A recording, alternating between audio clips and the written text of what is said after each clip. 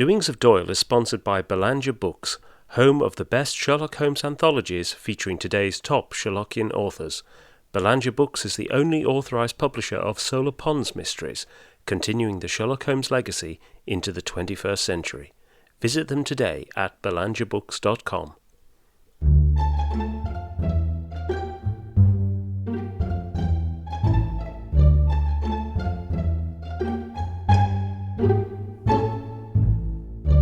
Welcome to Doings of Doyle, a podcast dedicated to the works of Sir Arthur Conan Doyle, the creator of Professor Challenger, Brigadier Gerard, and, of course, Sherlock Holmes. I'm Mark Jones. And I'm Paul Chapman, and together we'll be exploring Doyle's eclectic bibliography to understand more about the great man's life and work. We'll be discussing his fiction and non-fiction, the well-known and the obscure. And stopping by Baker Street along the way. You can find out more at doingsofdoyle.com or follow us at doingsofdoyle on Twitter. Hello and welcome to episode 36. Today, Paul and I are delighted to welcome to the podcast Linda Bailey and Isabelle Follath, the writer and illustrator, respectively, of Arthur Who Wrote Sherlock, a new children's biography of Conan Doyle. Linda Bailey is the author of almost 40 books for children, including novels, picture books, and non-fiction. In 2018, she wrote a picture book biography about Mary Shelley called Mary Who Wrote Frankenstein, which received multiple international awards. After that, she turned her attention to Conan Doyle, spending almost a year in his research company, learning about his life, work, and passions. And Linda joins us today from Vancouver in Canada. Isabelle Follath grew up doodling on every surface available, a habit she has yet to shake. She illustrated her first book while studying philosophy and computer science at the University of Zurich. And encouraged by that experience, she decided to become a freelance illustrator and has found her true passion illustrating children's books. She now spends her time drawing characters, dreaming up whimsical surroundings, and drinking a large amount of coffee from her base in Zurich, Switzerland. Linda and Isabelle, welcome to the podcast. Thank you. Hello. Thank you for having us. It's wonderful to see you here as well. And this is a first for us in that we have two guests and three time zones to contend with. But it's also a first for the two of you because we gather that this is the first time that you've actually sort of spoken to each other and seen each other, as it were. And seen each other, yes. Yes. And this is how it usually works. Usually authors and illustrators work very separately and don't see each other. Yeah, this is great. So over to you, Paul, with first question. Yeah, first question. We'll start with basics. How did you get into writing, Linda? What drew you in the first place? And Isabelle, the same question essentially with illustration. Reading. I mean, being one of those kids who spent her childhood and always with her nose in a book. Yeah, and had to be shooed out of the house to go play. So I was that kind of kid, and when you're doing that as the almost sole thing you're doing, it becomes obvious that you may want to try the other side of it. So I always had it in my mind, but it took me quite a while to get around to it. So I was a late starter. Yes. And Isabelle with illustration. Yeah, it was it's similar. I was always reading picture books or looking at the pictures in picture books and drawing on every surface, as Mark mentioned. So I wasn't doing anything else actually, but I didn't know that it was a real profession. And so it took me a while to become an illustrator too. Yeah. So That's fantastic. And you've now collaborated on this delightful children's biography of Conan Doyle called Arthur Who Wrote Sherlock, which has just come out from Anderson Press. And it really is a lovely work, beautifully written and illustrated. Linda, I wonder if you could tell us how the project came about. Well, it starts usually with the writer, and it did start with me because I had already written one biography, Mary Who Wrote Frankenstein. And the choice of Arthur Conan Doyle came about because I have two questions that I ask when I'm making that kind of choice, and the two questions I had were both about writing for children, and thinking in terms of who they would be drawn to. And one of the questions is, will children know this writer? And in Conan Doyle's case, I thought probably they wouldn't. In 2023, I thought they might not. But I knew that they almost certainly would know his creation, because Sherlock Holmes, of course, is a legend, and entirely around the world, and more than 100 years now. So I wanted to tell the story of how that happened, and how Arthur Conan Doyle, of all the writers who lived in his time and who lived before him and who lived after him, how did it happen that he was the one who came up with this amazing character? My second question, in terms of choosing Arthur Conan Doyle, was, did he live an interesting life? And the truth about most writers is that they don't live really interesting lives to anybody else, because they sit in a room all by themselves and live quite solitary lives.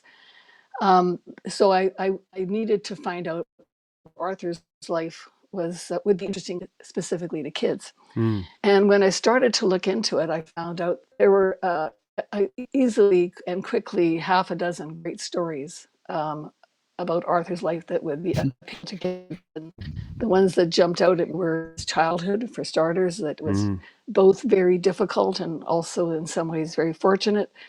And his when he was a young man, his going off to sea and all the daring do going on there. His early struggles to get published, and 10 years of failure was also another story. Obviously, the creation of Sherlock. But for me, the big one, and the one that grabbed me most of all, was his extremely bold move to send his hero over a cliff at the very height of his very height of his fame, and which is an amazing thing for a writer to do, and the enormous public cry that followed that. So all of those stories, it was a very rich trove of for somebody doing a biography. Absolutely. And how did you go about the process of researching his life? I mean, I noticed that in the credits at the back of the book, you mentioned Peggy McFarlane Yes. As being an assistant. So how did you go about the research process? Peggy was very helpful in reading behind me. I was hoping she would look for errors. And I absolutely wanted a Sherlock expert reading behind me. So that was wonderful. The initial research I did on my own. I just dived into all the many biographies. That's why it took me so long, because I did read, I think, everything.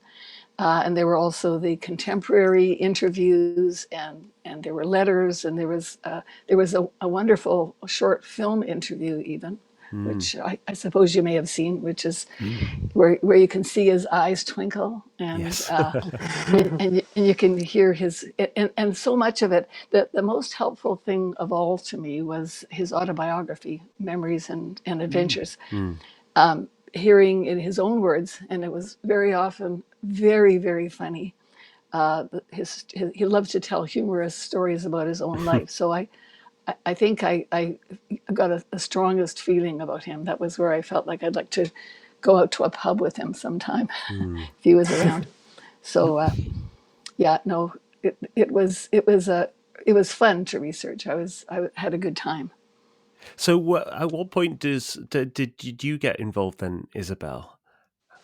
Well, at the very end, I think when Linda was long ready with the manuscript, I got the manuscript through my agent, and I was already working with a publisher on another book, and I got the manuscript, and then I knew Linda's when Mary wrote Frankenstein. And I was a huge fan, and I'm a huge fan of Sherlock Holmes, and I didn't know too much about Arthur Conan Doyle, so that was tempting, and I didn't have to. Well, I knew immediately that I would love to do this. So I was honored to be asked. And which materials did you use, Isabelle, with the research? Because I'm just absolutely delighted. Your pictures, you can just look at them for ages, and there's lots of little references and in jokes Yes. There's lots of stuff in there that for people like Mark and I can really enjoy, but it doesn't matter if you don't know. They just add to the picture and the feeling generally. So what was your research process? Well, I got a lot of material. I got all of Linda's notes. She kindly gave them to me, and I was looking for, of course, for visual material that I found on Arthur Conan Doyle. There's a lovely website. It's called Arthur Conan Doyle Encyclopedia. Yes, that's right. So Yeah. they have Yep. letters, they have all sorts of photographs. I was looking at photographs mainly, and then of course reading as well. And I got also a really lovely book recommended by Linda, by Charlotte Montague, which was really helpful as well.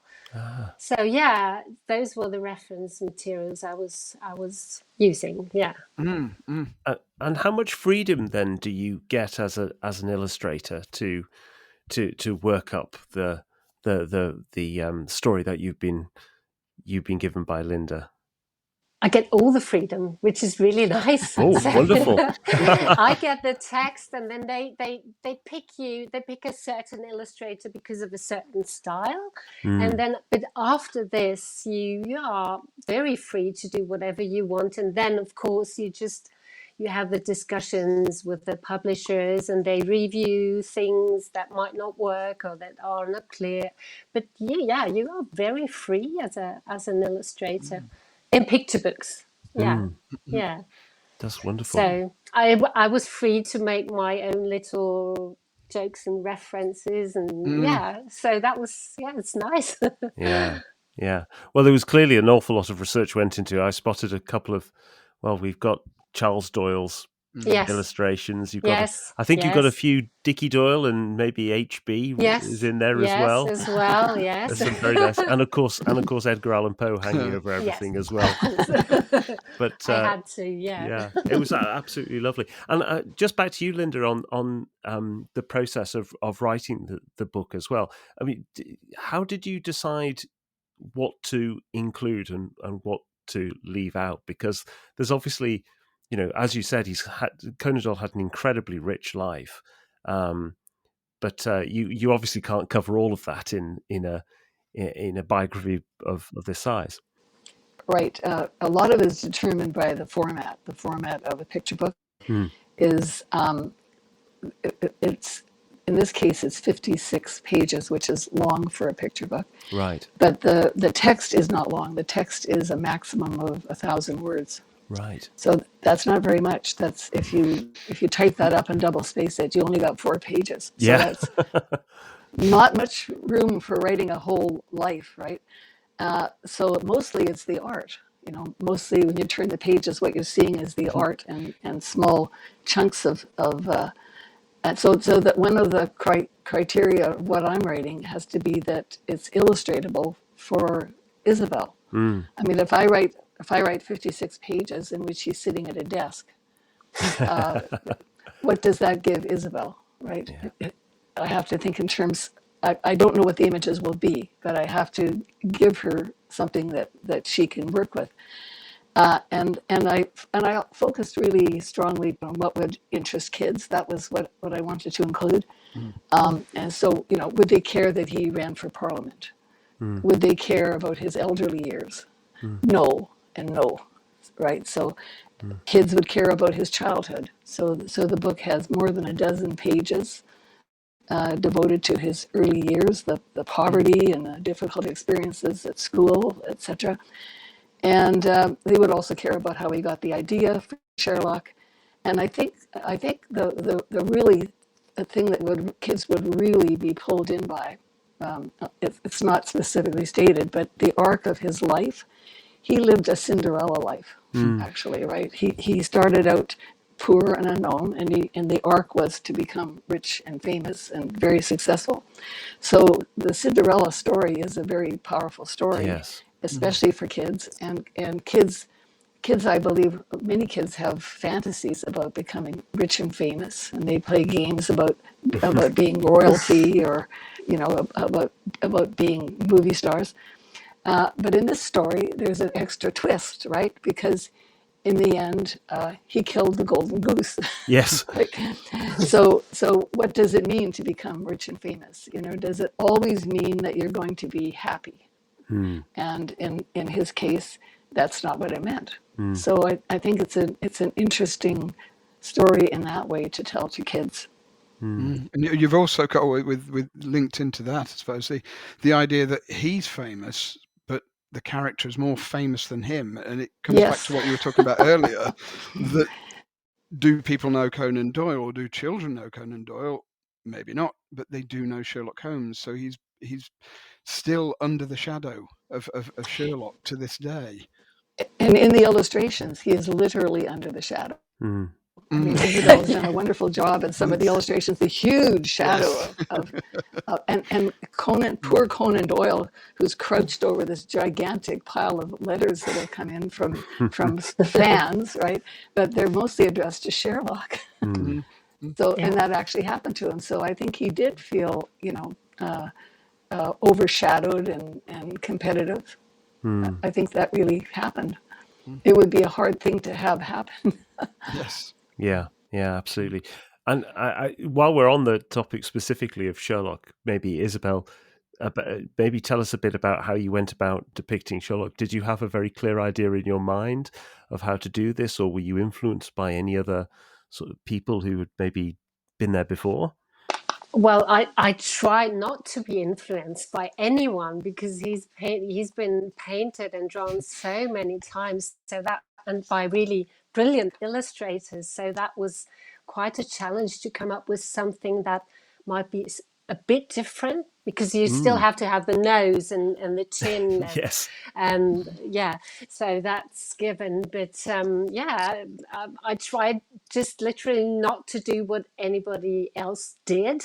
And especially, and then maybe, there was this actor, he was called Basil Rathwell. Oh yes, who played Basil Sherlock Rathbone. Holmes. Yeah. And I thought, like, he was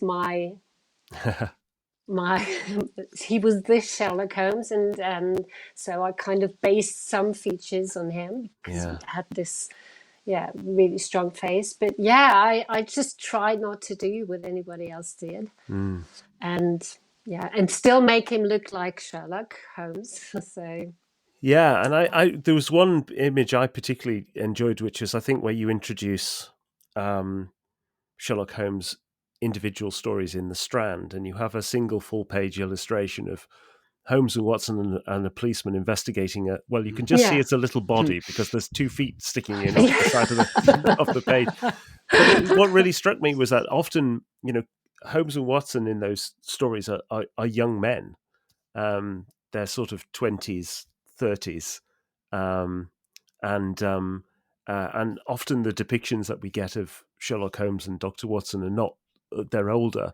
People like Basil Rathbone and Nigel Bruce are definitely older. Yes, So you have quite your Holmes and Watson are quite youthful, I think, in comparison. Yes. Well, I don't know. Actually, maybe that was not done on purpose. But I wanted them to be really dynamic and in that picture. So, I mean, they had to be a bit younger, but I didn't. Yeah. So, and I noticed just looking through the book again that you've avoided on the whole the deerstalker. yes. Again, Well, you've got the 2 children at the end with deerstalkers on, and there's one moment, this lovely reference to him doing his world travels, and he's got a kind of Tibetan version of a deerstalker on, but otherwise it's sticking to different forms of headgear and avoiding the obvious cliche. Yes. I heard, or I read somewhere that Arthur Conan Doyle didn't even mention the deerstalker, did it? I think it came from Sidney Paget that drew it. Yeah, that drew it like that. So yes, of course, I avoided that. Yeah. He said something about a flap-eared traveling Twin travelling cap. Yes. Yeah. Right. But not specifically a deerstalker as such. But Not, yes. no. But So, yes, yeah, no, that's. I think that's there's a lovely freshness to those illustrations as well. Just to come back to you, Linda, on one of the things that you were talking about before. I mean, we bounced off a little into Sherlock there, but just to go back to this point about selection as well, you actually include, and this is something both of you you contribute to hugely here. You actually include some really difficult moments in Conan Doyle's life, and particularly, I wanted to focus in on that page about Charles Doyle, because that itself, when I saw that in the biography, I thought, oh gosh, this is interesting. I wouldn't necessarily have expected this to be covered in a children's biography. So, Linda, I mean, what did you have any particular thoughts about how you were going to deal with some of those more controversial or disturbing aspects of Conan Doyle's life? Well, I didn't feel I could leave that out because I was writing extensively about his childhood. And during his childhood, the reality was that his father was ill, both with alcoholism, certainly depression.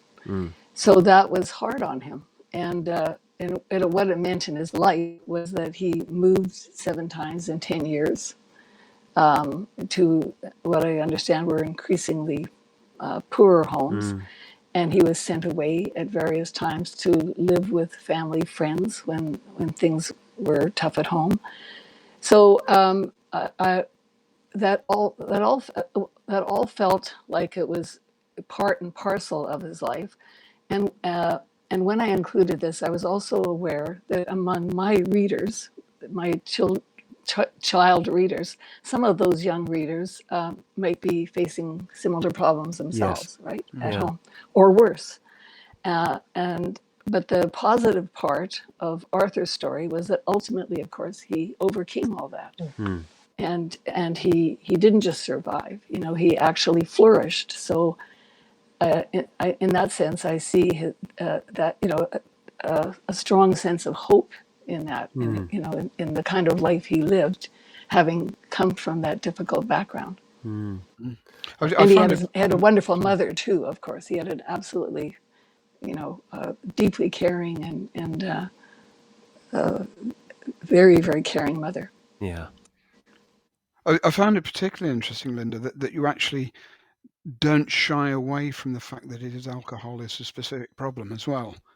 In the text that you do mention this, it's not glossed over, and it does add this richness to the story, quite definitely. And again, as you say, modern children who'll be suffering with this will see it's not just me, and it can happen to these famous people.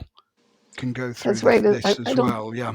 Yeah, I mean, since it is a reality in many children's lives, and it's not, it doesn't really help to say, okay, well, we won't talk about that, and I don't talk about it very much. I think it's there enough, and then that's it's said, and it's that it's there, it's there in the background, but you don't have to dwell on it. I wonder how you reacted, Isabelle, to reading that page when you saw that come through on the text. I mean, how did you then, plan to go ahead to tackle that page of the book? Because it is quite a, it's a pivotal moment for Conan Doyle, and it's a really potentially difficult subject matter to deal with, I would have thought. Well, as Linda said before, I'm very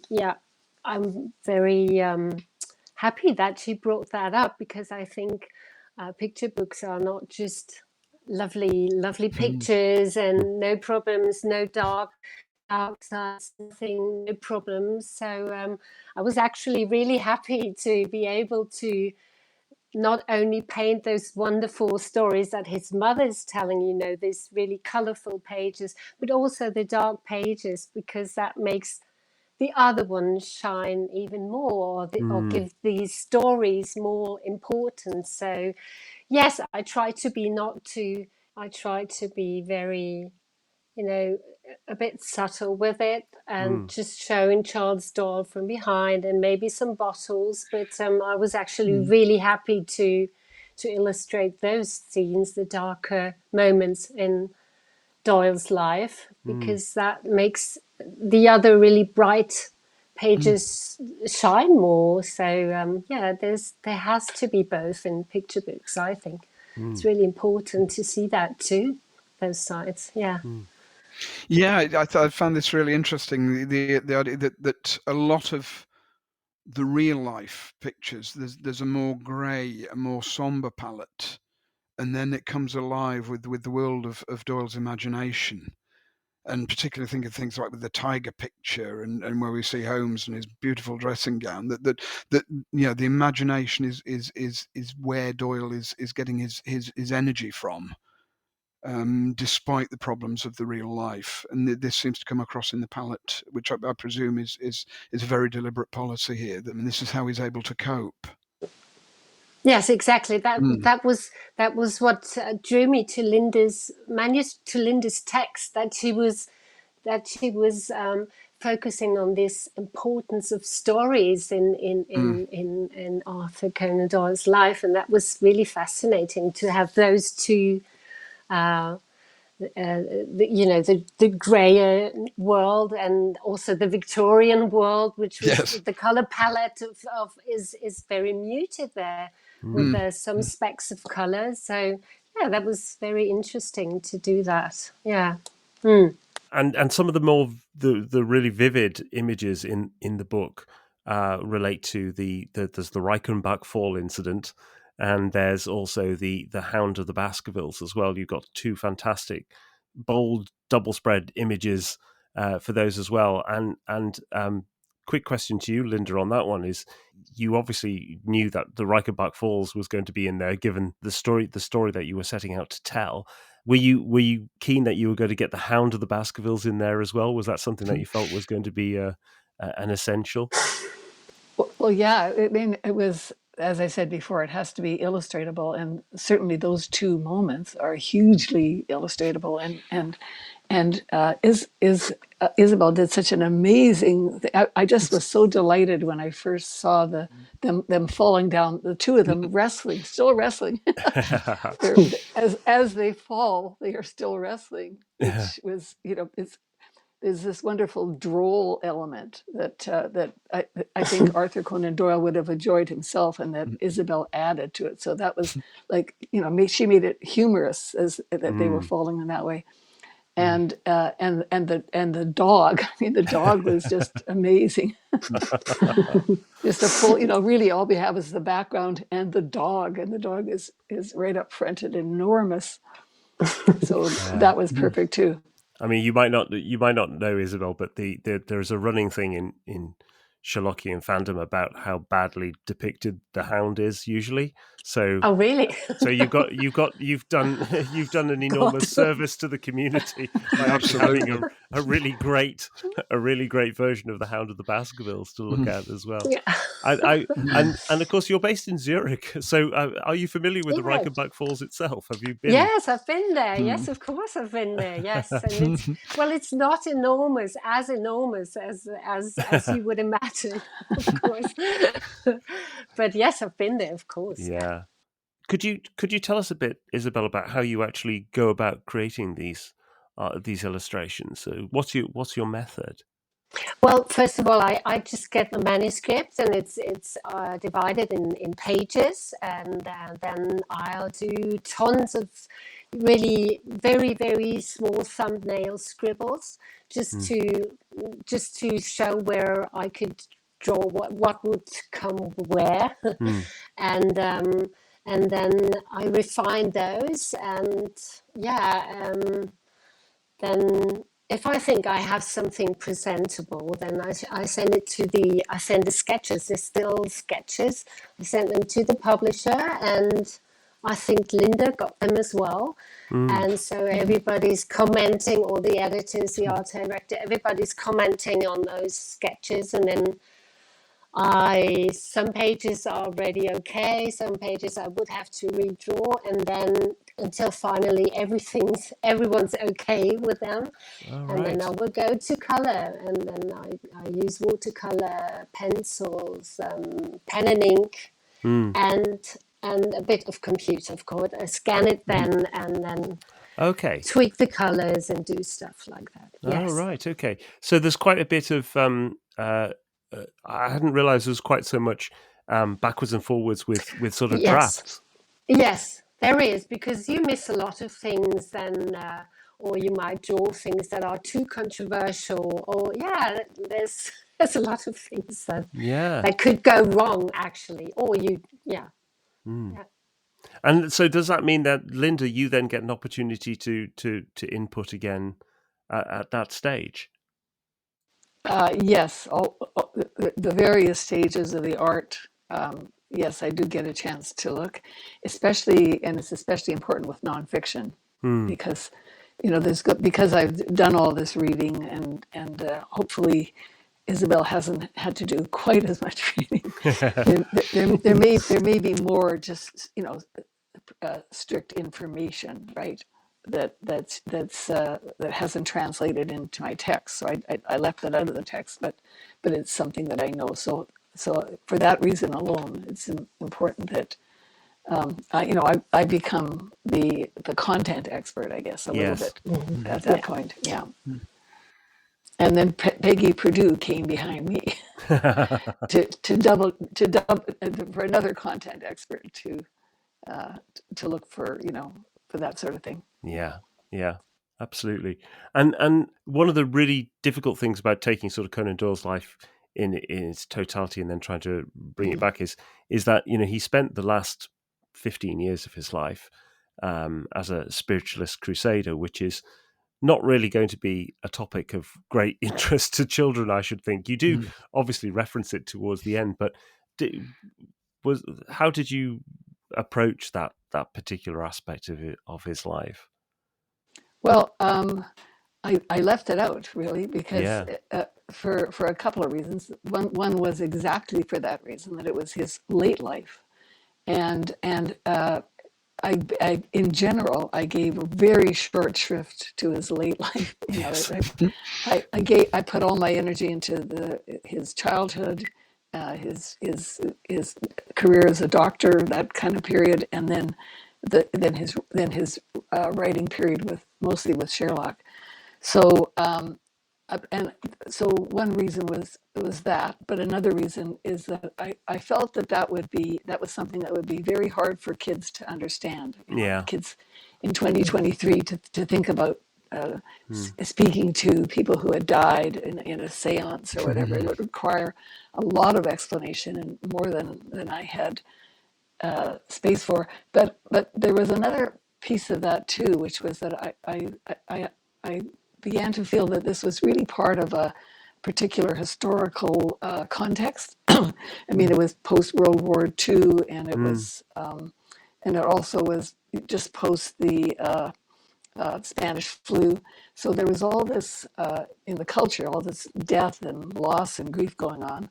Arthur lost a son and a brother and a nephew and friends, and I think at that time, it was a thing at that time, and it was, I think, because it gave people comfort, and it's to think that all these dead people were in a sense still with us. So it might have even been an optimistic response to that, but to try to explain all of that to children would be, really, really hard.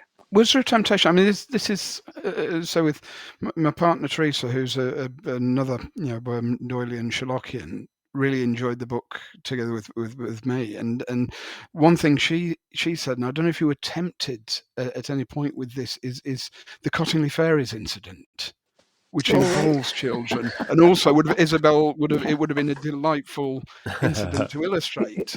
Was a conscious decision made on the Cottingley Fairies incident to leave that out?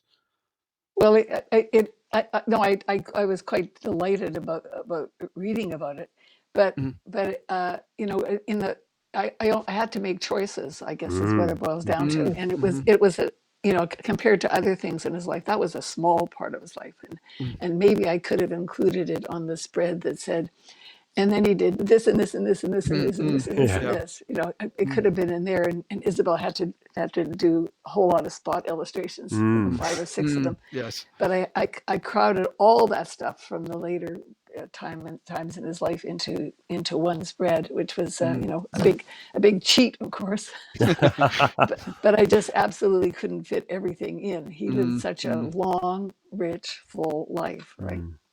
So. And we had 56 pages. Yes, absolutely. And I had 1,000 words.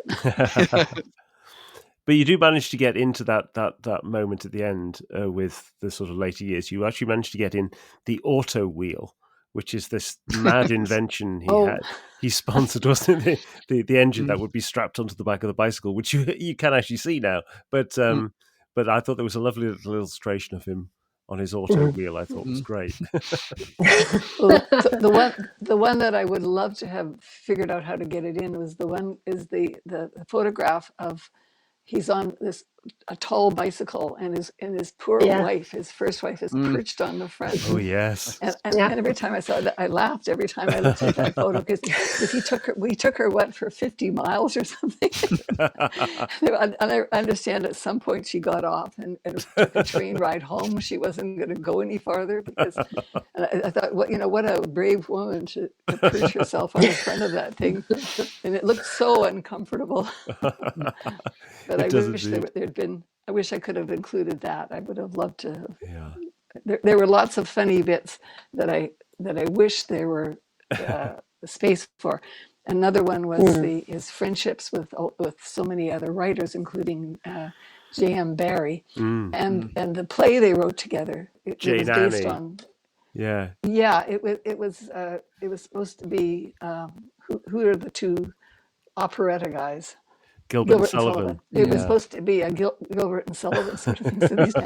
And I just thought that was such a funny story. And they joked about it for the rest of their lives. Yes. So nice to see that side of it as well. Yeah. I mean, one of the things that, in terms of the sort of selection of content for the book, the thing that I really liked was you identifying this theme of fairness. Yes. Which it was lovely to see that come through, because that's always been one of my abiding takeaways from reading biographies of Conan Doyle, is this sense of fair play, which can be sort of very heavily caricatured, but actually I do think it ties into his sort of later social justice work, and people like George Edelgee, which you reference and illustrate, Isabelle, as well. So I mean, it's. I thought that was a really nice angle to come out. Was that something that leapt out of you when you were doing your research? Then that particular theme. Yeah, it was, and there were spots that other incidents that I didn't write about. There was, as a young man, he was what do you call it? An intervener, somebody who spots something going on, and in several cases, somebody abusing his wife, in the streets, or somebody treating a woman badly, and he would just kind of march right in there, right? and a large crowd of people, nobody doing anything, and he was the one who stepped up and said, "Stop that!" Right? So there were a number of incidents like that as well, that were just small incidents, but where he risked his own safety to go to someone's rescue. Yeah. So, of course, all the illustrations in this are absolutely wonderful, Isabelle. But thank you. Do you have a particular favourite, or are they all? You love them all equally, or is there any one that really you would pick out, or is that an unfair question? Well, I actually really don't like them. No. Not love them all, but it takes some time until I like my illustration, so that's a hard question. But I really enjoyed doing the first one where he's in the kitchen with his sister and his mother, and the mother and he's very little, and his mother is telling them stories, and yeah. So that was probably one of my favorite, and I think it was the first one I did. Yes. Oh wow! Yeah. Okay. Right. Yeah. And Yeah. were there any that were particularly went through several iterations and? Well, the Hound of Basketball was really hard. Oh, was it? He looked a bit like a wolf in the first in the first draft, and then it was very hard because I just found really the floppy ear illustrations, and didn't really know how he should look. Yeah, that was hard. That was probably the hardest. Yes. Yeah, well, you definitely don't have many good depictions on screen to go off. Yeah, it was hard. And you're not the first person to have wrestled with the floppy ears, making it look a Yes. little. No, that's Yes. wonderful. That's really So good. that was hard. Yeah. So one other thing we're coming close to time really, and I'm just wondering, what are you both working on now? So Linda, what's your next project? Well, I usually have several kind of going. I have right now a couple of picture books in the works, and also a middle grade novel. So that's kind of a humorous adventure. So and Isabelle, what are you working on? Well, at the moment, I'm also working mostly on different projects and a few picture middle grade, covers, just the covers, and then a big picture book adaptation of a children's book classic. Oh. I can't say what it is. Okay. But it's huge, yeah. Oh, very good. Well, Oh, sorry. we can't, and nobody's come to you yet asking you to do the entire Sherlock Holmes stories, all 60 of them. I would love to. Yeah, that would be enormous. It would be enormous work, but yes, that would be nice. Yeah, we'd love to see that, I think. Look, that's wonderful. I mean, and thank you so much for coming on the podcast. We've really enjoyed talking to you about the book. I mean, it is a wonderful book. We both enjoyed reading it, and we've been sharing it with other people, and I know there is a lot of interest in it out there. So thanks very much for your time coming on here today to tell us your method and how you went about it, and very good luck in the future. Thank you so much for having us. Well, thank you. This has been wonderful. Yeah, this has been great fun. Thank you so much. Thank you. Well, it was lovely to have Linda and Isabelle on the podcast, and we thank them again for their time. And, it's so lovely now, I think, to have a children's biography and the potential here to introduce Conan Doyle to, the next generation. Yeah, absolutely, and enthusing them, and this book will draw children in. I've no doubt whatsoever. It's a very skillful book, where Linda talked about just having 1,000 words there to tell this story, and you do get a bit distracted sometimes with these picture books from the fact that they have a text as well. And there's a particular skill to this sort of writing, and the incidents from Doyle's life that she's chosen, and it's really, really cleverly arced. Yes. And then of course you've got all the wonderful illustrations to back this up. It's a wonderful piece of work, and both Linda and Isabelle have done a fantastic job, and I wish it all the success, and it deserves it. And we both thoroughly recommend it. So go out and have a look for this book, and just spend ages just losing yourself in it. It's wonderful. Yeah, it is, absolutely, and we'll put a link to the book in the show notes. So that's all we've got time for this time. Thank you very much for listening. If you want to read more about Linda, Isabelle, and the book, then please visit the show notes at doingsofdoyle.com. And if you want to support the podcast, then please leave a rating or review on your podcaster of choice, or think about sponsoring us on Patreon or on PayPal. You can find out more at the website. So, Paul, what are we looking at next time? Next episode, we'll be returning to the world of science fiction gothic and looking at Conan Doyle's 1913 story, The Horror of the Heights. One of my favourites. So thank you very much for listening. Until next time, it's goodbye from me. And goodbye from me. Goodbye.